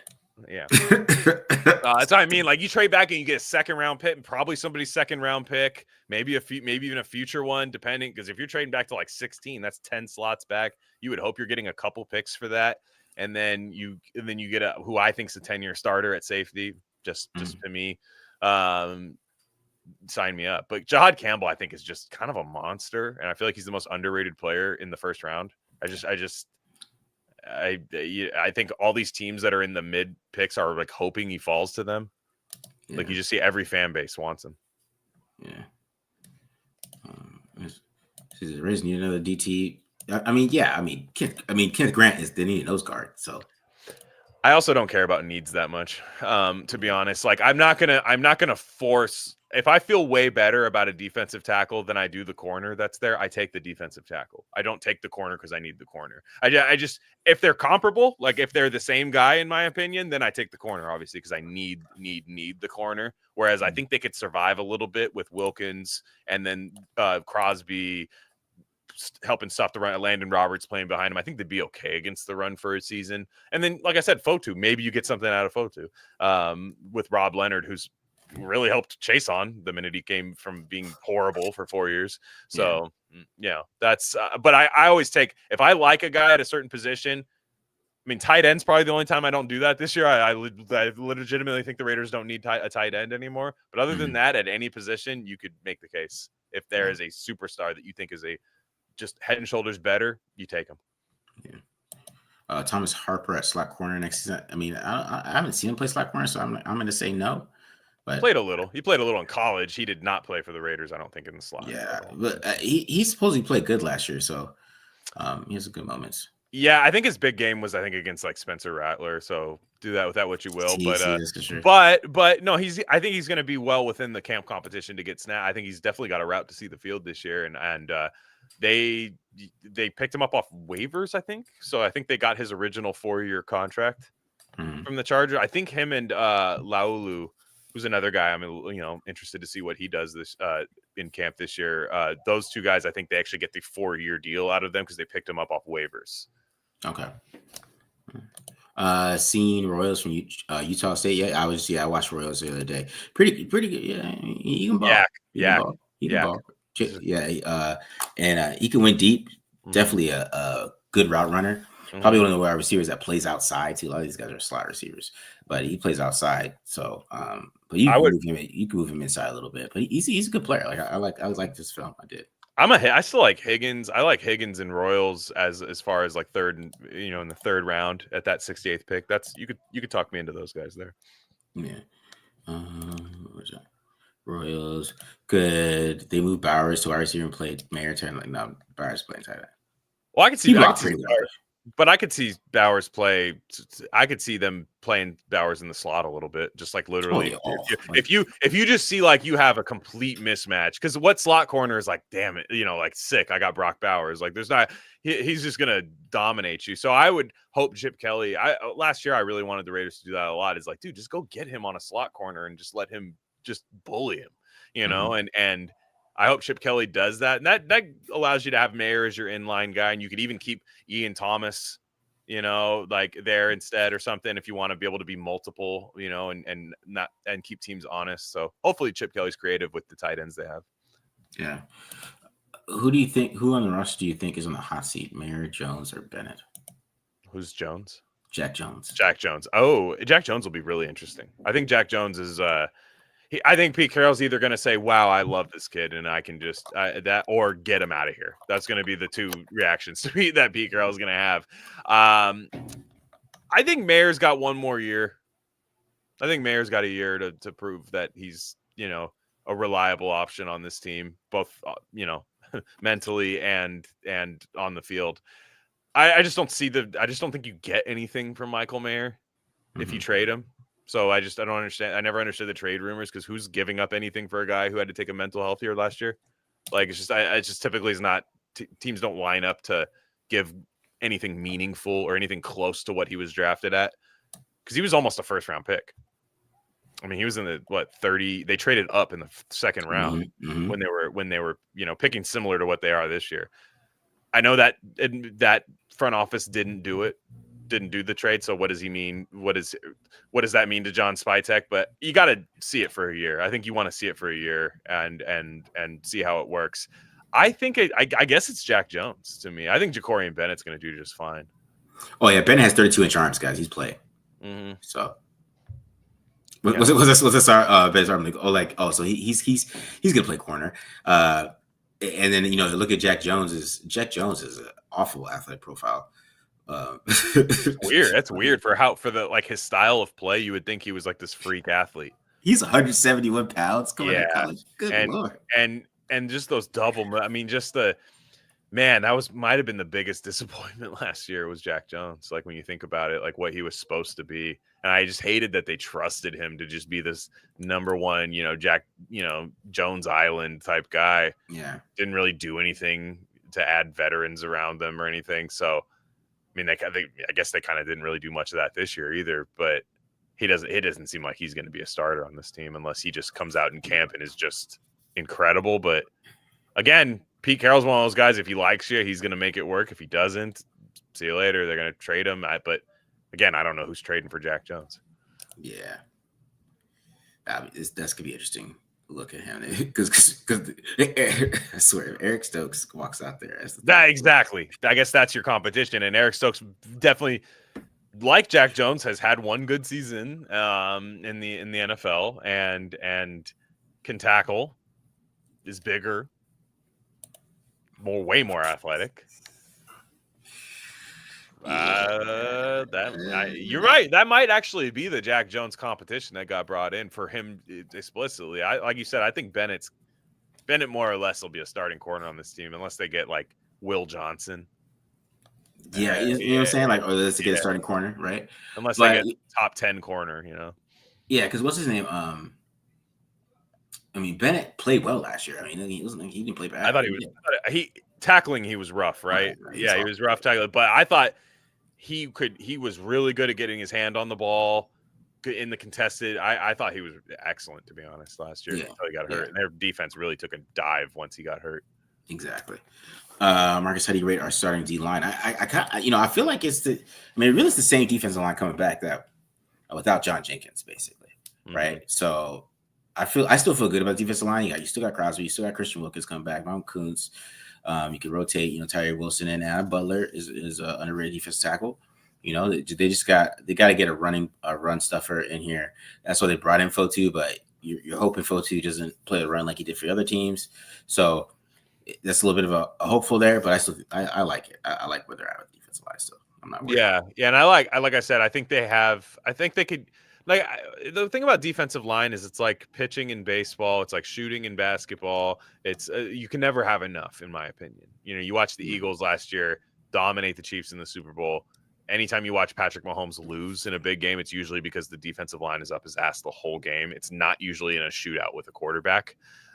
So most of the time, like if Abdul Carter falls to 6, you just draft Abdul Carter. It doesn't matter. You figure it out later. You get these guys. That being said, if they don't make any huge additions to the defensive line, I do like it because, yes, it's the returning defensive line from last year, but we didn't get to see that unit play one snap together. Kuntz was hurt in training camp, or not even training camp, practice before the Chargers game, basically. Yeah. And then Crosby's hurt for most of the year. He looked like he was, since the Ravens game, looked like he was I think he said he was dealing with that knee injury or ankle, I think. And then Wilkins gets hurt in the celebration. I mean, it was just a cursed year. And so you really didn't get to see them get after it. So It's going to be, frankly, it's the lifeblood of the team, in my opinion. It's going to be how good does Geno play? Can they run the ball? And how dominant can this defensive line be? If all three of those things happen, they're a playoff team. Yeah. Because Thomas Harper did play in the slot in college. He did. Oh, no, he did for Notre Dame. He was pretty good.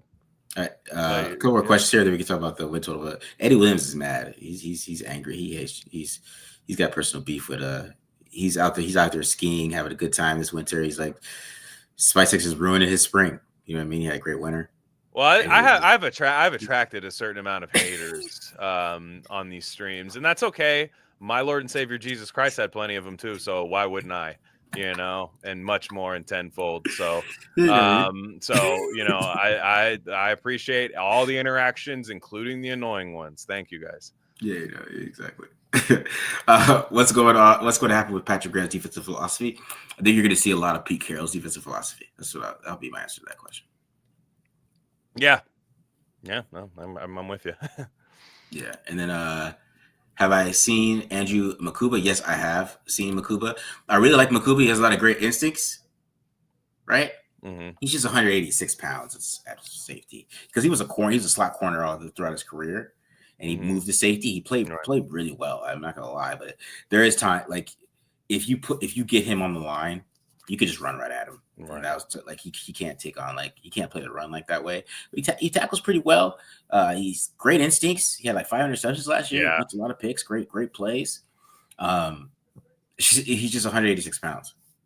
That's how I feel about that Kobe Bryant guy too. But it's like he has long arms, but he's like, what is he like 180? You're like, Yeah, it's different at corner, you know what I mean? But like, right. Of course. Like, there's gonna be times we need Makuba to come play in the box. I mean, you just in today's NFL, you just can't be like a free safety. Like this is not like, even going back to 2011 where you could just roam around and do that. That's because that's what you would have to make him do, right? Mm-hmm. So, but he has great instincts. So like you could put him out there and he could ball. You know what I'm saying? So, I really do like him. All right, so let's talk about this Raiders wins total. Oh yeah, please. This man, it's hurt my feelings. It did. It hurt my feelings too. I was like, damn, bro. Like, how are we 6.5 last year? Like, that was my thing, right? Yeah. That was my thing. Like, damn, I guess they have got. I mean, I guess you can make the case that they have got worse on defense, right? People don't believe in this offense for some reason. Mm-hmm. I think they're gonna be way better on offense. I believe that. Very much so. Oh yeah, without question. It's gonna be a totally different look, totally different aspect. I mean, and see what they do in the draft with the running backs position. I think they're gonna be a lot better on offense. But I also think this could be a better coach team. And I'll say this: Pete Carroll's never lost more than 6 games in the NFL. It's never happened. Mm-hmm. So we're basically going against history. Not even with the Patriots. No. Really? It's never happened. He's never lost more than he's never had a season where he's won less than 6 games. Oh, okay. My bad. I was like, damn, that's crazy. He's won less than 6 games, where he's like either 6-10. I think is his worst record. That's my fault. I said that wrong. But yeah, 6-10 is his worst record in the NFL throughout his career. So we at least get to 6 wins. At least that's basically what I'm trying to say. So that's why I'll take the over on this for sure, because it's like it's Pete Carroll, man. This team's gonna play well. Like he has never had a team that didn't play well, or didn't play at least mediocre, right? We're going with his track record. He's a great coach. All right, these guys are gonna be coached really well. Right, they're gonna be. I mean, if they buy into it, which I think they will, because they haven't had they had a raw guy kind of, but this is a real one. He's like, this is a real energy, high energy, especially on the defensive side of the ball. He's a great coach. So if that type of coach comes in, he's going to be like at 8 wins at least, in my opinion, just because the coaching can be so much better. Because I could even make the case the Raiders have 6 wins last year if they had better coaching. Yeah, and even Geno on the Raiders last year, they win. Geno with like Antonio Pierce. I'm saying like Geno with Antonio Pierce, I think they win 7 to 8 games. 6 to 7. 6 to 7. I'll say 6 to 7. 6 to Yeah. 7. I'll bet. So here's my thing. All right. This is more or less a betting show during the season. So we'll speak in betting terms. These are betting lines. Yeah. They have the Pittsburgh Steelers at 8.5 wins. Right. The Pittsburgh Steelers have Mason Rudolph as their quarterback. That's it right now. They don't have a quarterback like other than Mason Rudolph. So this is all tendency based right now. I will say this is not financial advice, but if you have the opportunity, I would bet the Raiders over right now because it's just a smart play. Because what the Raiders have is a floor that isn't the center of the earth, like most of the Raiders teams' floors. Like it's like, oh, we could be good this year or 3 wins. And that's like what seems to happen. Even the Derek Carr years, it was like, yeah, but if 2 things go wrong, we are fucked. Yeah. Right now, I think Pete Carroll has like a crisis management ability. I think that's really good that we haven't had in the past. Geno gives you a solid floor, at least of top 15 play, and at times top 10. He's able to do that. I think 5.5. It would take so many things that I'm not even going to name right now, but we all know what they are to happen, and it would the list of be like 6 to 7 things would have to happen for them to go under that total. I expect by the time the season starts, that total will be around 7.5. 7.5, which is where I would set it right now. I think there's a debate. It would be, can they win more than 7 games this year? I think there's a case to be made they're a 7-win team. And then there's a case to be made that they're a 10-win team, and then all the stuff in between. I just think it's bad lines, to be honest. Like it's just, and if you can bet it right now, which I don't know if FanDuel has it. I think it was Bet ESPN actually. So if Bet ESPN has it that way, I think it's a safe bet to take the over on Raiders wins right now. And especially if they do draft somebody like Genty, let's be real, that helps that total in my opinion this year. Yeah. Because we're talking about Genty as like, 10 years from now, are you going to wish you drafted somebody else? I think this year, if they were to draft Genty like everyone thinks they are, and you have Geno playing and that defensive line stays healthy, they're going to win games. Yeah, they are. And I think Chip Kelly plays a huge factor here. We stopped talking about Chip Kelly a lot. Right. And he was coveted. He might have been one of the most coveted offensive coordinator options in the league for a reason. Yeah. Yeah. And I think he's going to cook for a while. I mean, the league just really doesn't know him that much right now. They have no idea about him. And I think people are sleeping on that. He's going to cook. I mean, and Geno is a good quarterback. Like, wherever you want to say about him, whatever you want to talk about him, he's a good quarterback, man. I mean, yeah, it's just, there's some things that I don't like that he does, of course. But, he is a good quarterback. The Raiders are going to have some great offensive games. And if they can run the football and, Geno kind of doesn't play well, I think they can make up for it, especially if the D line is healthy, like you were talking about. I think it might look a lot better, right? Because most of the problem last year was the coaching. Let's keep it real. The coaching was it was bad. It was bad coaching, like all around.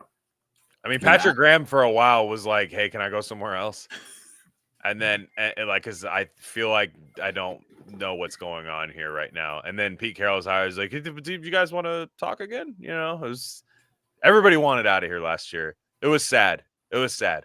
And I think just the fact is, like, your win total goes down a year. And, are they saying that because of Robert Spillane, Trevon Merrick? Like those guys are less accountable for a win or two, in my opinion, for like a season than adding Geno Smith, Pete Carroll, and then whatever they do in the draft. I'd imagine they're going to draft some guys that can contribute year one. Are they going to be superstars? We'll see. But they should be, and I expect a couple of these free agent guys to flash a little bit. Mm-hmm. A couple of these guys to come in. I think Jeremy Chinn's a good player. I think they're going to be a better tackling team this year because that was a big problem. And that's a sneaky AFC West thing. Everybody talks about the AFC like you got to have this quarterback. Half the stuff I see done in the AFC West is underneath routes that you have to make tackles on. Justin Herbert, check down merchant. Patrick Mahomes has become a little more of a check down guy. And teams and then look at Bo Nix. It's like they should be able to tackle this year. So we'll see. Are they a playoff team? No, I'm not betting on that right now. Yeah, but they're better than 5.5 wins. Yeah, I wouldn't bet on that right now because, just because this is how they finished last year, right? You're not going to bet on them making the playoffs. But I will say, if Gino goes out there and he has a good season, the Raiders are going to be a lot better. So like I think, even with the fan base, this fan base, just all fans are offensive driven, right? Fantasy football. I think if the offense plays better, I think people are going to be happy because I think the defense I'm not worried about because we got Pete Carroll coming in. They're going to play good defense. Like maybe there might be some games that give us some points, but might be some games where they give us some yards, but don't give up points. They're going to be giving up a lot of field goals, and as offense can get it done, they're going to be pulling out games like 23-20, 27-24. It's because Pete Carroll, has the bend don't break kind of idea, and Patrick Graham has the bend don't break kind of idea. That's going to be their game plan, and if the offense can get the flow going, it'll be a good chance, man, that they could win some games that they aren't supposed to win. So we'll see. But I just think that the quarterback being so much better is going to make a big difference for this whole team. Like, and that's the thing. And that's the thing where we look at where they were last year quarterback, where we're trying to, talk ourselves into, Aiden O'Connell. Like, I don't feel like I'm talking myself into anything this year. Right. I feel comfortable. I know what he is. I know exactly what I'm going to get. I know I'm going to get some really good games, and there might be some bad games here and there, right? But it's going to be quarterback play that makes enough that he could make up for it. And, I'm really high on Jacoby Myers. I like Trey Tucker a lot. I know a lot of people like to sleep on Trey Tucker, but I like him a lot. I think he could become that deep threat that he needs to become. There's a lot that they can unlock on offense. They're going to play better that way. So that's why I think the 5.5 was more disrespectful with Geno Smith, in my opinion. Like, no, that's what I mean. It's like, and then again, we're not even talking about Brock Bowers. Like, is he going to have the volume of targets that he did last year? Probably not. Like, I think they're going to spread the ball around a little more, but I think he's going to have more touchdowns than he did last year. I think they're going to put the ball in the end zone from farther away with Brock Bowers. I think Chip Kelly's going to use him really well. And again, they could not run the ball last year and had the worst QB room in the league, worst quarterback room in the league, and worst run game in the league last year. And they won 4 games. I don't think either of those two things are going to be the worst in the league this year, just in my opinion. And with all the injuries on defense, was it a good defense? Probably not, but I think they'll get a little better. They're going to be well coached. I think they're going to tackle better. And I think there's still going to be some glaring needs. Every team goes into the year with needs. I mean, you can't fill everything, but you just don't want to have like absolute disaster liability. And that's why I hope they're able to trade back from 6 almost more than anything.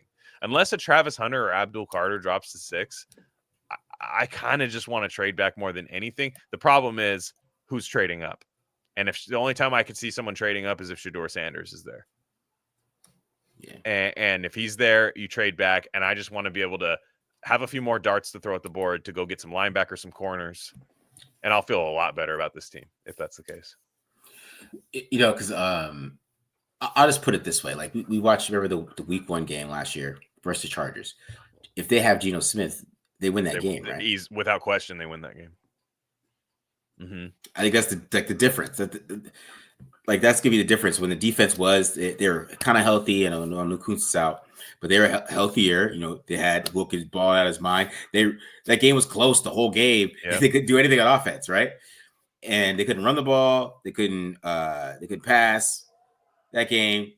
But if they had a better quarterback, they probably end up winning that game. And I think that's going to be the difference, right? It's just the quarterback play is going to be so much better. That's why I think it's more disrespectful to Geno Smith to give them the 5.5 wins. Yeah, I mean, yeah, it's just there were a lot of games last year where the Raiders, the final score was bad, but it's like for 3 quarters they were battling despite horrible quarterback play, and then the defense finally caves, right? It sucks that they caved, and you shouldn't cave, and they were mad at themselves for doing that, but it does suck watching nothing happen on the other side of the ball while the other team, your team you're going against, is just running, waiting for like the levee to break so they can just break an 80-yard run against you or something. I just think that they're a better team this year, despite and it's not just free agents in, free agents out. I think they're a better team because they fixed the infrastructure a little bit and then got the most, there's all these fans that are like, no, that's the correct win total. The Raiders suck. They suck every year. I'm like, yeah, that's fine. If I predicted a 90-degree day in Arizona tomorrow, I'd more than likely be right. You know, like it just happened. Like some bad teams are bad. They are, and the Raiders are a bad team. But I have to look at the moves they made, and they're not just predicting the Raiders to be bad; they're predicting them to be ass. Yeah, 5.5 is 5.5 means you should be thinking about Arch Manning. Archie Manning. Yeah, you should be thinking about that. So I don't think they're ass. Is what I mean. I think they're mid right now. Yeah, I think they're mid with the ability to be a wild card team if a lot of things go right. But there's track record of the things I'm hoping for, rather than if Aiden O'Connell and Antonio Pierce, like just yeah. I have a personal thoughts on Archie Manning. I want to see him play a whole season against good SEC teams. You know what's weird? You know what's weird about Arch Manning is that if that was like my future, right? And I am obviously he's going to start for Texas here, and we're going to get a good look at him. He's going to play big games, big rivalry games, SEC football. There's really not going to be a lot of questions about him after this year. But right now, I'm like, if I thought Arch Manning was like my absolute like key to winning a national championship, number 1 overall pick in the NFL, I wouldn't be using him on like 3rd and 2 to just like run Taysom Hill style. Like I always thought that was really strange that Sarkisian did that, and he's pretty good at it. He's definitely, his dad Cooper Manning was actually the most athletic of the Mannings. Like he had a neck injury in college, but he was like he was like an athlete. So, but I was just thinking about, to me I was like, that's a weird way to use your like future star. I don't know because I was watching Quinn Ewers and during the game he got hurt, and then Archie Manning came in the game, and I was like, you know what? Let me watch Archie Manning on the film, and he just was like missing everything. I was like, and then just like running for his life, and I was thinking, is he gonna be playing at Texas Tech in 2 years? Say people remember this when I'm saying I'm wrong, but I was just watching the film and I was like, I mean, that's why we were just starting. You know what I mean? Like, ooh. I know. And people are already hyping him up. This is generational.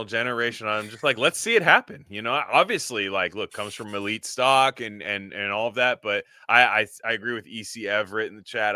Lenora Sellers definitely on my radar next year. Is that you from South Carolina? Oh, yeah. South Carolina, big, strong, fast, big arm. Just got it all. They're going to be a tough college football team this year for sure. That dude.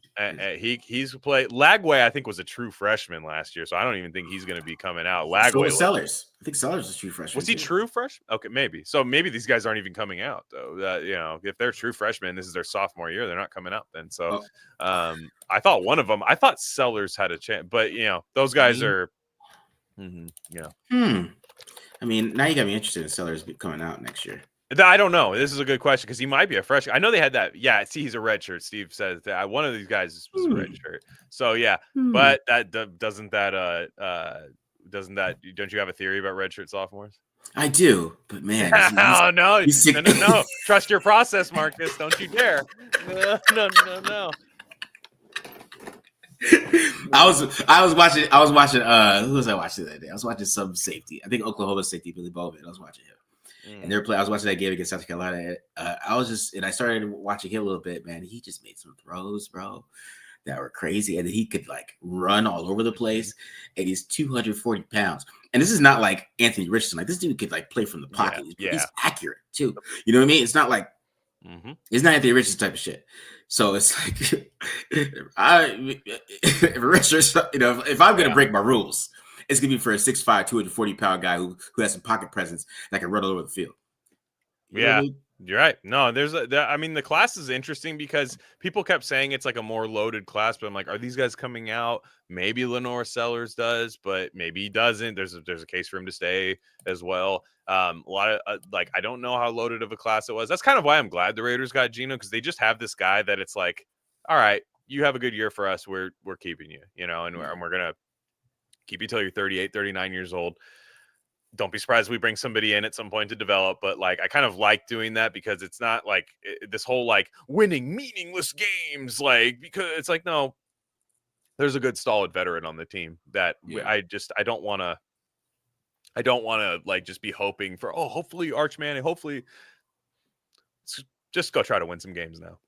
Yeah, exactly. All right, a question. Thanks for the $9.99. Very nice, baby Shug.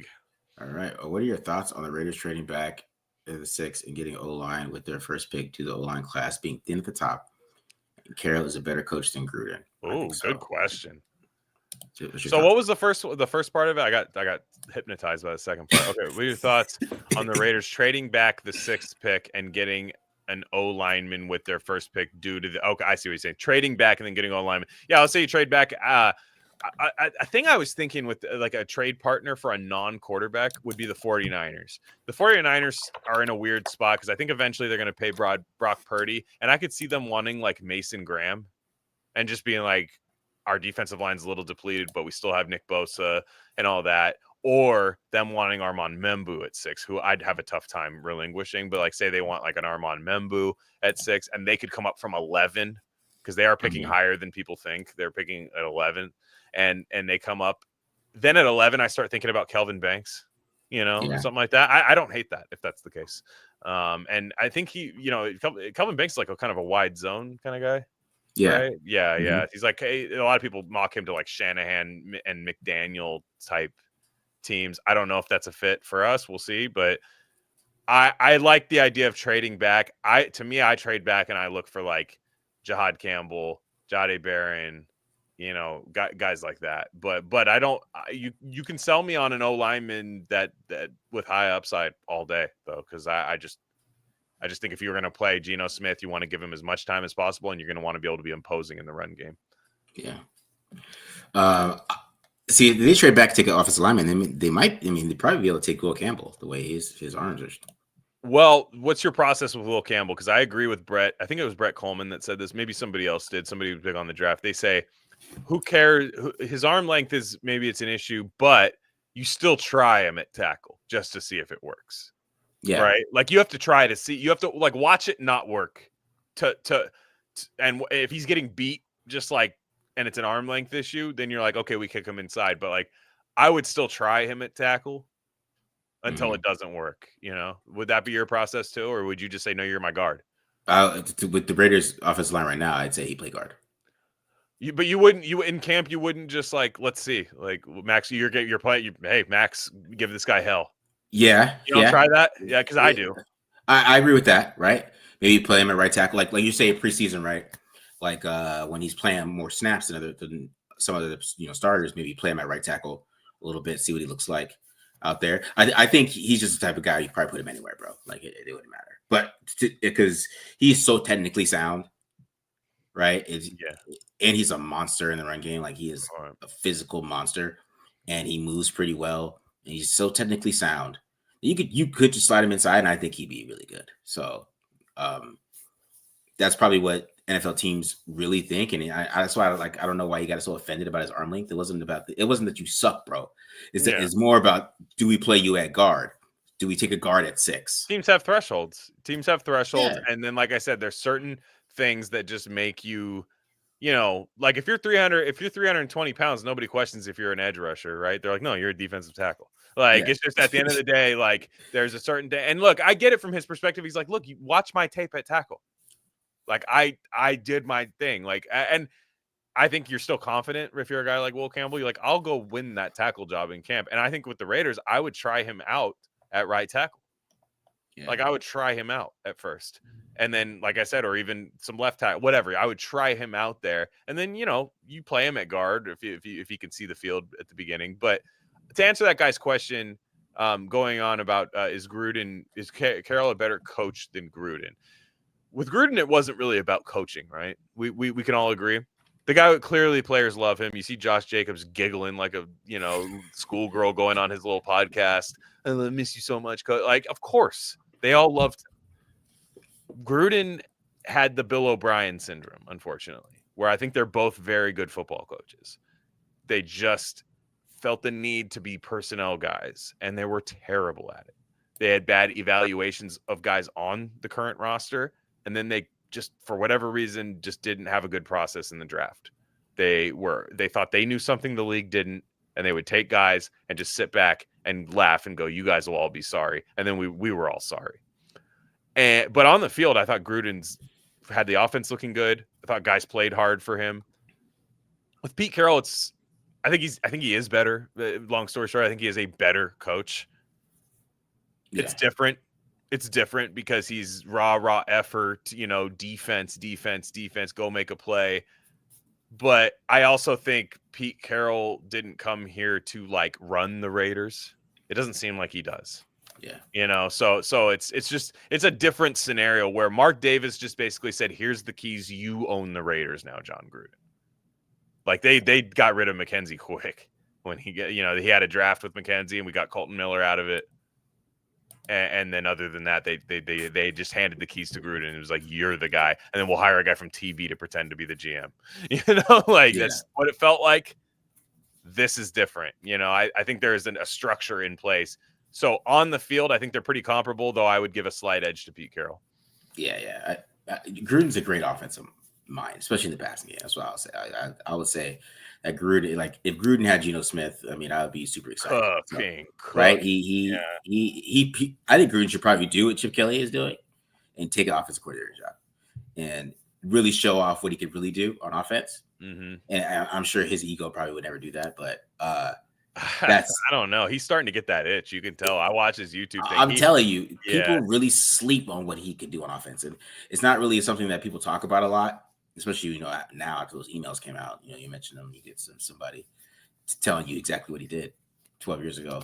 But when you get to that point with him, I think he has that offensive mindset that he could just ball with like any quarterback. I was telling my brother the other day, I'm like, he made the playoffs with Chris Sims, bro. Yeah, no, exactly. And it's just Chris Sims. Yeah, no, and like I said, if I was a team like, I don't know, I'm trying to think of a team like the New York Giants or something, I would have tried to bring him in as an offensive coordinator and just been like, I got Brian Daboll here and you're on the hot seat, and guess who we got the replacement in the building for you, so you better work well with this guy. Yeah. If you win 10 games this year, you keep your job. Don't worry. Gruden will get hired by someone else probably. But I have a soft spot for Gruden. I like that he understands people. He understands how to fire players up. If you ever played sports, you realize how much you'd love to play for a guy like that. Even when he yells at players, it's from a place of love, and stuff. But Pete is wired a similar way. I just think I think there's just, like I said, there's an infrastructure here where Pete has influence, obviously. Geno Smith's here because of Pete Carroll, it seems like. Spytek said as much. But I think Spytek runs the draft. I do. I don't think Spytek takes the job, leaves Tampa to come here to be a yes man for Pete Carroll. I think he takes this job because he gets to draft. He gets the sticks. Yeah, this is John Gruden went 6-4 with Chris Sims. I had him at 10 touchdowns, 7 receptions. 61% completion percentage. This is 2005, by the way, so that's not a bad completion percentage. It's just funny how he is a wizard. Like if people they try to act like he isn't, but man, he could call some offensive football. All right, that's it, guys. For the show today, we won't be back next week, but the following week we're going to be doing some mock drafts for you guys. So mock drafts are going to be back. We're going to do back-to-back mock drafts. So we're going to do a mock draft.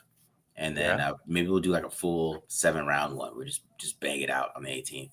Yeah. Full 7 rounds, and map it out that way. But it's mock draft season, guys. So be on the lookout. Like I said, we'll be gone next week, but then we'll be back on the 11th and we'll be doing some more mock drafts for you. So hit the subscribe button. Subscribe.